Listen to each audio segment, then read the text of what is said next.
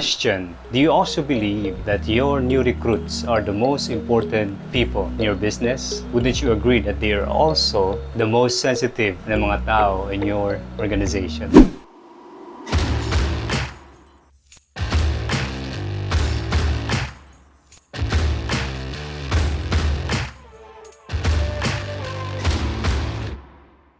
Today we will talk about 10 things that we need to teach our new recruits ASAP. Why? Yes, believe it or not, our new recruits are like infants. At katulad ng mga infants na prone sa infection, mga sakit, kailangan bigyan ng tamang nutrition on time, our new recruits have the same qualities. They are prone sa mga negative, mga misunderstanding, confusion, they are prone sa selos, they are prone sa mga discouragements, they are easily distracted. That's why you're wondering bakit sila nagiging inactive. And eventually they quit because we thought yung ating mga bagong recruits katulad natin, no, they're not that mature. That's why this information is so important considering that your new members, napakahirap ng pinagdaanan ninyong dalawa. Okay? Talk about your time na mag-prospect, mag-follow up, mag-close ng deal. Imagine that cycle. Then, ano nangyari? Nawala yung recruit. So you have just wasted your time, energy, and effort para magkaroon ng recruit. In this video, pag-uusapan natin yung ano yung mga dapat nating ituro sa kanila, no? And also, tuturuan natin sila to also teach the same sa kanilang mga future members. And this information is not just applicable to network marketer. If your business includes recruiting, training, and developing people, this information is also relevant sa iyo. I'll be using my cell phone as my note because I'm thinking if gagawin kong parang webinar and you can see my face sa monitor, I think it's better this way. It's like authentic, it's real, anything goes. Alright? And I'd like to share with you my story, no, to put this training in context. How important yung may tinatawag tayong first things first to the growth of our new members. I can still remember how I flunked, how I failed sa aking first job interview. My boss told me, do this, do this, do this, do this, do this, do that, do that, do that. Ang dami niyang pinagawa sa akin sa isang papel, no? Draw a circle, draw a heart, draw a flag. Gumawa ka ng tangkitigera, lahat-lahat. So I think there were 30 items. But the last number nakalagay doon is, do not write anything on this paper. So my boss was so clever. So I failed sa aking exam. So sabi niya, if you're going to be hired, I will give you another chance. But if you're going to be hired dito sa ating company, I want you to understand. I want you to put this in your mind. In this company, you have to do first things first or put first things first. And sa ating exam, before ka mag-execute, dapat basahin mo lang lahat, intindihin mo bago ka magsulat. So, message sent. Now, ganun din sa ating mga bagong recruits. May mga bagay tayo na we're so excited to share them, but they are not the information that they needed for now. Wouldn't you agree may mga information that are applicable 3 years after, that you can still learn and apply them after 3 years?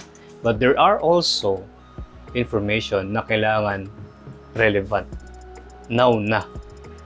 Okay, so these are the information.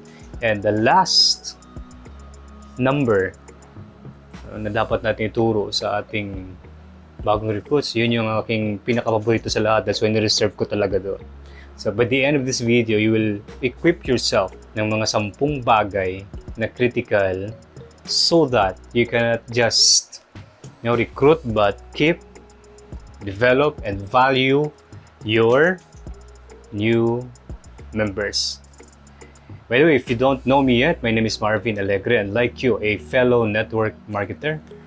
I've been in the business for quite some time. I am an active network marketer in my company. I'm a Hall of Famer and also one of the national mentors of the company. I have almost 50,000 downlines in my business. I bought 3 cars, 2 houses, 3 lots, all cash. So thanks to MLM.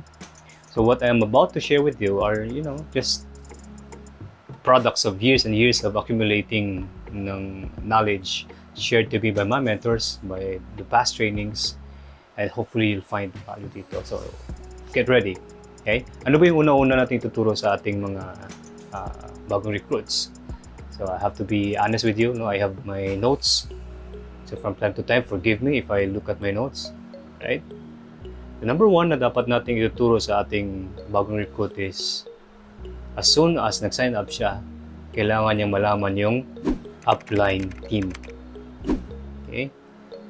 Upline Team, or others would call it the line of sponsorship. Why is this important? Number 1 is because you want to tell your new recruit that you are not on your own. You're part of a bigger team. Okay?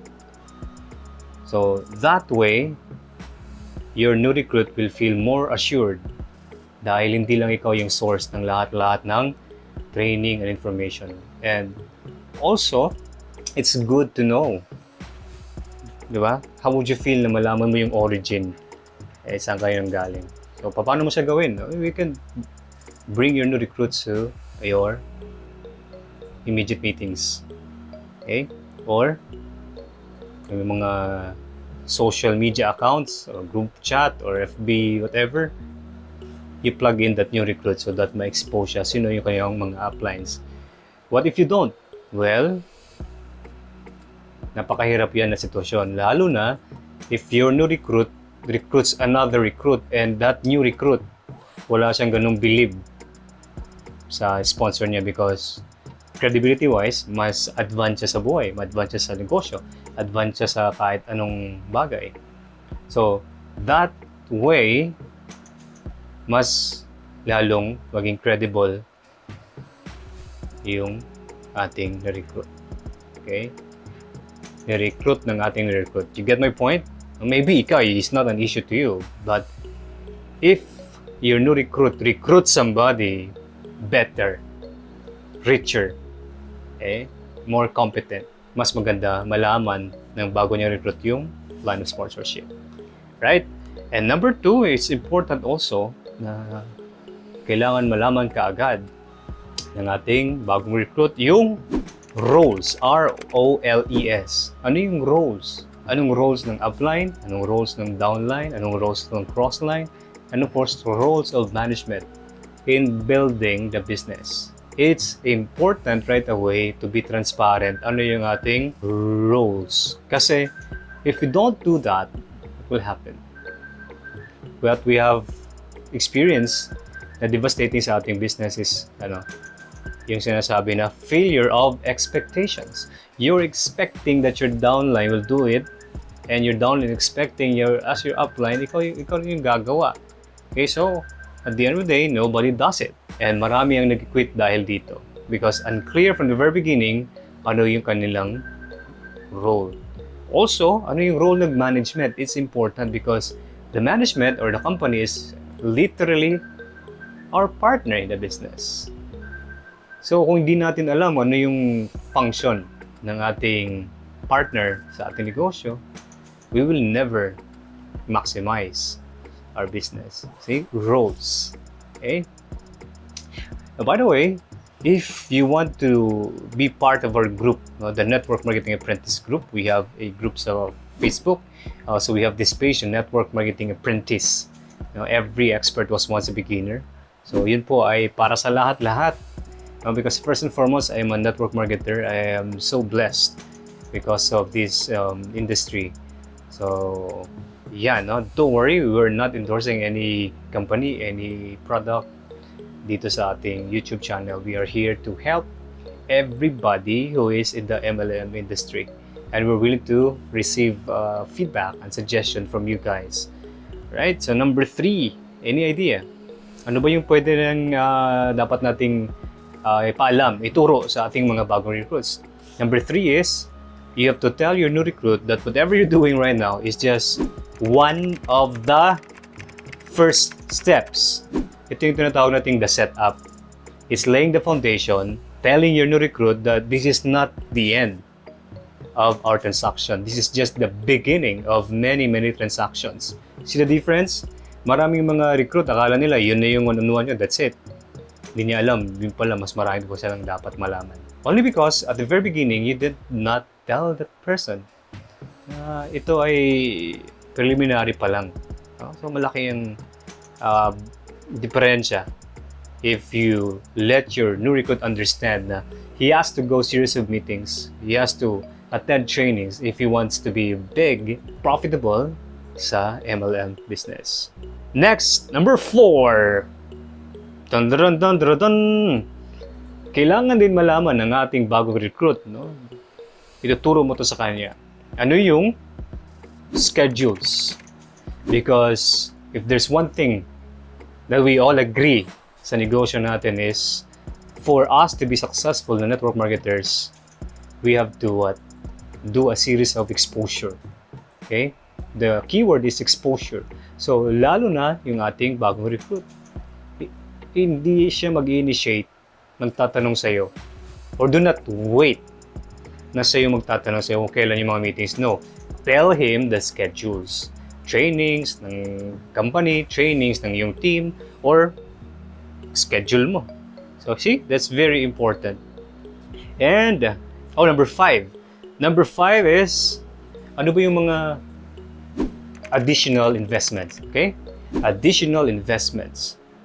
Most often than not, hindi nag-upgrade yung account, yung negosyo ng ating mga distributors is because they don't know na meron pa palang other level, okay? Other package, other investments. So, as the leader, ikaw yung mag-lead. Okay? Siyempre, i-open mo sa kanya na if you want to really maximize what's available dito sa ating company, you have to do this. There are additional investments like tools, commitments, ano pa, responsibilities, okay? Accounts. 1 account, 2 account, 3 accounts. There are companies that can give you higher benefits if you have multiple accounts. Okay? Silver, gold, platinum, diamond, blah, blah, blah. See? Number 6. Unsay number 6. Okay, 40 minutes already. Number 6, you have to let your new recruit understand that in this business, we all agree na nandito tayo ngayon to leverage our time, resources, our money, and all that. So, you cannot leverage kung ikaw lang isa. Okay, so number 6, let your new recruit understand this principle in my behalf. Minus me principle. Okay? Why? A true leader is somebody who will make his leader independent right away. Okay? Hindi na walang mangyayari sa negosyo, walang movement if wala ka. Okay? So you have to empower your new recruits right away. In your absence, ito yung pupuntahan mo. In your absence, ito yung gagawin mo. Ito yung tools available. See the difference? Okay? Many times, naging inactive yung new recruit dahil inactive din yung immediate upline. Yeah, we are humans. Shit happens. May mga concerns tayo na iba. But that does not mean na the business will collapse. If sasakit yung ngipin mo, sa matabo. Kung trabahante ka sa Jollibee, mahunong bang Jollibee? Kay absent ka? Diba dili? So they are working on a system because they have that mindset. In your absence, what's the plan B? So it's important. Number 7, house rules. We need to teach our new recruits ano ba yung mga house rules. Of course, magkaiba. Every team meron siyang sarili-sariling house rules. Tama ba? What is true sa previous company mo may not be true anymore dito sa ating new company, right? Ano yung mga house rules sa inyong group? Okay, ano yung ino-observe ninyo? Okay, maybe you don't pass information outside your group. So, there are things na dapat sa grupo lang. Let's say, ating game plan, ating strategy. Okay? So, unknowingly, na-share ng bagong recruit, yun nagkaroon ng problema. Okay? So, because he doesn't know ano yung mga rules, in good faith naman sa kanya, kaya lang gawa ng ating online platform, everything can be spread like wildfire in a minute. Yes or yes. So, thinking na nakagawa siya ng napakalaking gulo sa organization or sa group, he would rather quit than cause further damage. Yun yung kanyang thinking. Only because hindi niya alam yung tinatawag nating house rules. Also, anong rules ng company? Kailangan din malaman ng bagong recruit yun. And above all, what are your rules? Ikaw ba ay nagpapautang ng stocks? Okay, ano ba yung terms? Ikaw ba ay merong certain schedule wherein you can just assist them online or offline? So, kailangan malaman ng bagong recruit yun. Okay? Or else, there will be chaos. So, let's move on. I thought it's gonna be an hour, but we're still on time. 18 minutes pa lang, you see? Mabilis lang, ano? Number 8. You have to let your new recruits understand this. Very important. The first 90 days. Okay?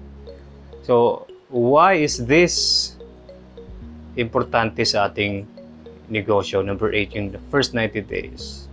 The new recruit, they have to know if they are growing or not.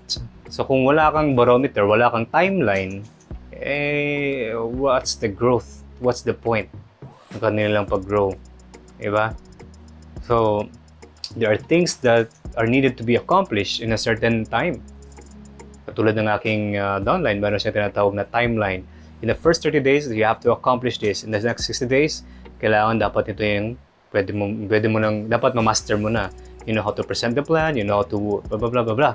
Okay, so 90 days is a good time para ma-assess mo yung growth ng iyong bagong recruit. And as always, sinasabi natin, progress over perfection. Don't demand na perfect ka agad yung performance ng iyong bagong recruit. Okay? Diba may kasabihan? We're so worried, we're so engrossed with huge and fast progress that we forgot that slow progress is still progress. Because remember, 5 fingers, isang source lang, but different purposes, different functions. The same din yung tao. Iba-iba yung ating background, iba-iba yung ating sitwasyon, iba-iba yung ating level of maturity, iba-iba rin yung ating pacing. Right? So whatever is most comfortable to your new recruits, so be it. Kung gusto mong tumakbo, tumalon siya, gusto niyang gumapang, wala kang choice doon. But if you are somebody who is emphatic, understanding, and supportive sa kanyang growth, because in the next 90 days, you will follow up, you will win the loyalty, and at the same time, yung respect and admiration ng yung bagong recruit, because that's how it's done. At the end of the day, yung pangarap mo, hindi niya pangarap. Okay? Yung gusto mo maabot, hindi rin niya gusto maabot. Ikaw, gusto mo milyon, siya 10,000, 20,000 lang. So you cannot just push somebody. Okay? But at the end of the day, it's really important na malaman niya ano yung mga nagawa niya at di niya nagawa. Okay? Progress. Okay? So let's move on. Are you learning so far? Number 9, on top of what your uplines are already teaching you, ito siya parang supplement lang. I don't want to discredit, belittle, or oppose your uplines. Whatever you're doing right now, if it's working, do them. We're just here to provide, information you can try, you can verify, and give us feedback later on kung kumusta. Eh, yun yung klaro doon. Alright? At the end of the day, it's your business. We're just here to inform and share with you what we think makatulong. Number 9, fellow network marketers, you have to teach your new recruits about what to expect.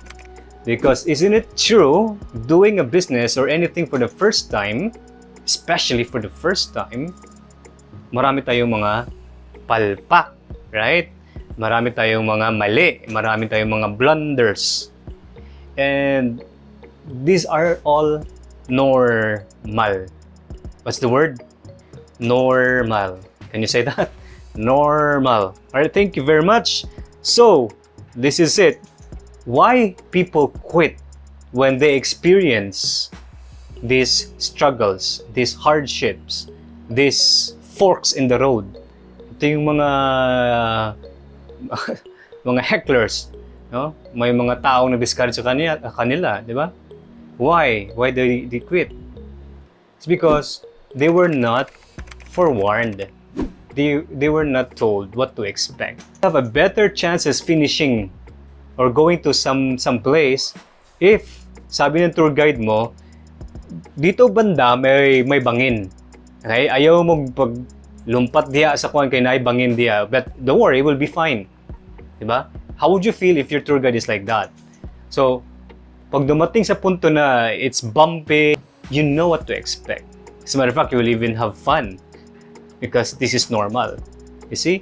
Let your new recruits understand what to expect or what is expected when they do this business. May mga rejections, may mga tao talaga na mangutang, di magbabayad, magkakaroon ka ng issues with the management, magkakaroon ka ng misunderstanding with your uplines, kakaroon ka ng misunderstanding with your organization because it's normal, my friend.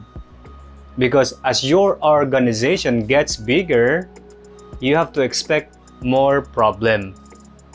Okay, that's a sign of progress. Because think about this. If you only have a child, you have a lesser problem compared to somebody who has 9. Tama hindi. So, see? Ganun na mga mindset. I am sure you're doing that also. But if you're not, do this. Incorporate this sa yung orientation with your new recruits. Okay? What to expect along the way. Number 10. This is my favorite. Number 10. Save the best for last. Again, you guys, if you're new to this channel, I want you to subscribe because we will be sharing videos that are related to marketing, business, leadership, about teamwork, about building an organization, ano yung mga blunders, mga mistakes, mga misconceptions natin about this thing, what we call marketing, right?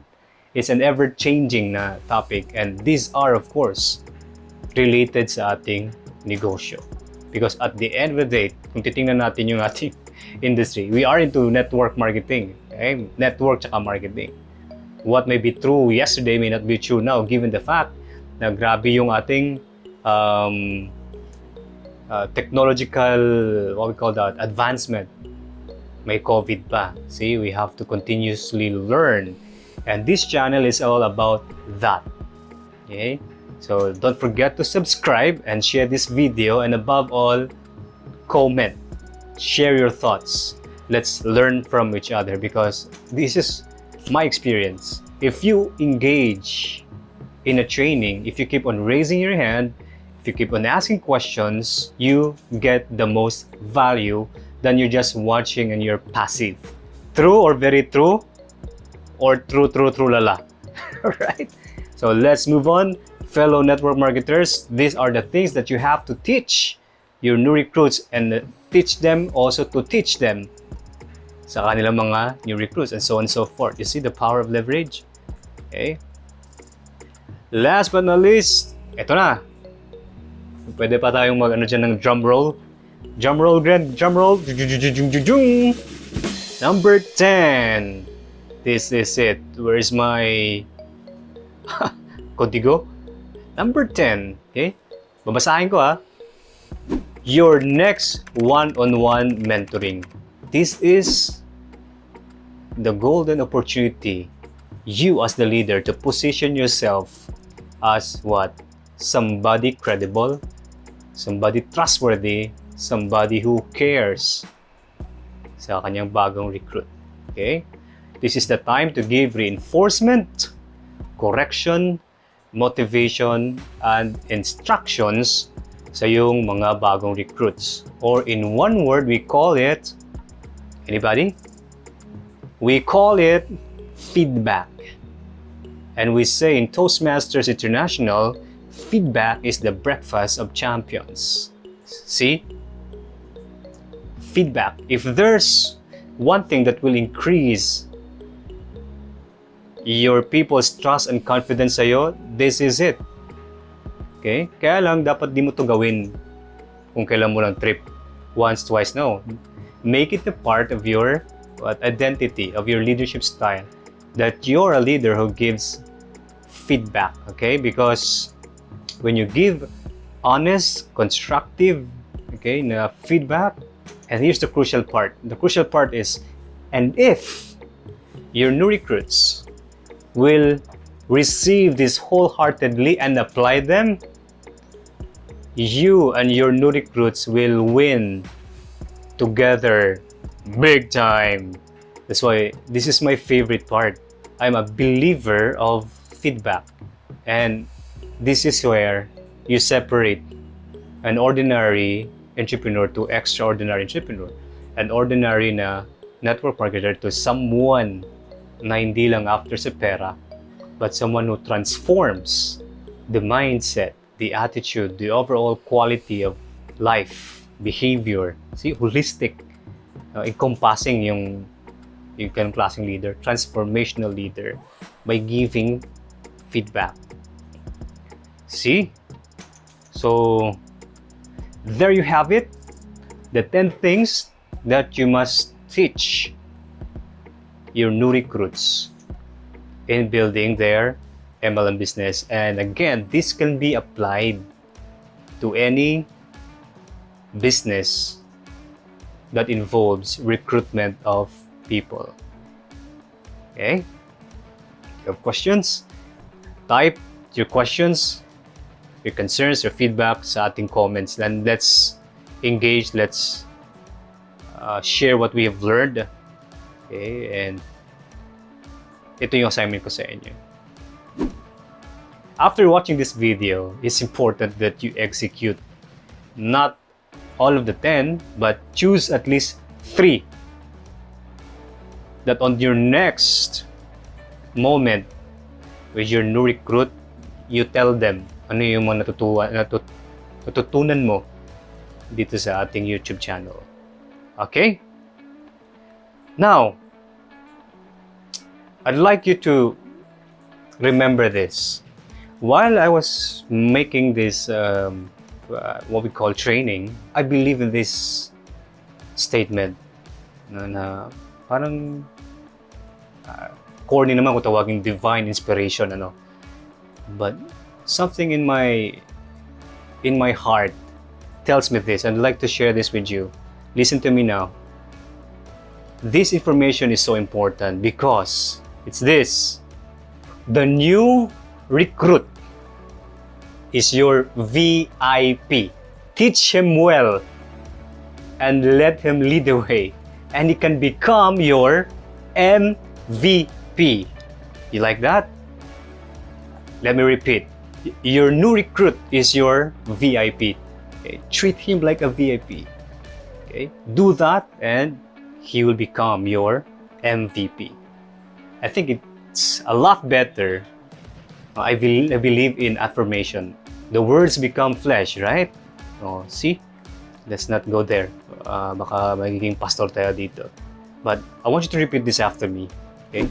My new recruit is my VIP. Okay? If I treat him well and teach him well, he can become my MVP. Send us a message how we can be of help to your business. And of course, thank you for sharing, commenting, and interacting with this video. So, as your fellow network marketer, I'd like to share you this mantra. Always remember to find your voice, invest in yourself, and teach what matters. Enjoy this training. May you find value in this information. And again, see you next time. God bless.